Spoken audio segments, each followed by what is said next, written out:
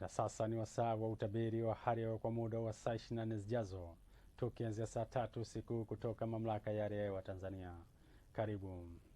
Usiku wa leo ni matarajio yetu kuwa mikoa ya Kigoma, Tabora, Katavi, nyanda za juu kusini magharibi, kusini mwa mkoa wa Morogoro pamoja na Ruvuma, mikoa inatarajiwa kuwa na hali ya mawingu kiasi, mvua na ngurumo katika maeneo machache. Maeneo mengine yaliyosalia hapa nchini yanatarajiwa kuwa na hali ya mawingu kiasi na makavu kwa ujumla. Upepo wa bahari unatarajiwa kuvuma kwa kasi ya kilomita 40 kwa saa kwa upande wa pwani ya kaskazini na kilomita 30 kwa saa kwa upande wa pwani ya kusini. Hali ya bahari inatarajiwa kuwa na mawimbi makubwa. Ziwa Victoria pamoja na Ziwa Nyasa, upepo wa ziwa unatarajiwa kuvuma kwa kasi ya kilomita 30 kwa saa. Hali ya ziwa inatarajiwa kuwa na mawimbi makubwa kiasi. Ziwa Tanganyika, upepo wa ziwa unatarajiwa kuvuma kwa kasi ya kilomita 20 kwa saa. Hali ya ziwa inatarajiwa kuwa na mawimbi madogo. Kwa upande wa Ziwa Rukwa, upepo wa ziwa unatarajiwa kuvuma kwa kasi ya kilomita 30 kwa saa. Hali ya ziwa inatarajiwa kuwa na mawimbi madogo.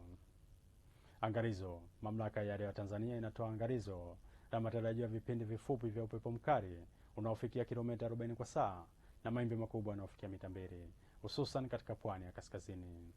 Pia Mamlaka ya Hali ya Hewa Tanzania inatoa angalizo la matarajio ya vipindi vifupi vya mawimbi makubwa yanayofikia mita 2, hususan katika pwani ya kusini. Tafadhali chukua tahadhari. Na kwa siku ya kesho ni matarajio yetu kuwa mikoa ya Kigoma, Katavi, nyanda za juu kusini magharibi pamoja na Ruvuma, mikoa inatarajiwa kuwa na hali ya mawingu, mvua na ngurumo katika maeneo machache na vipindi vifupi vya jua.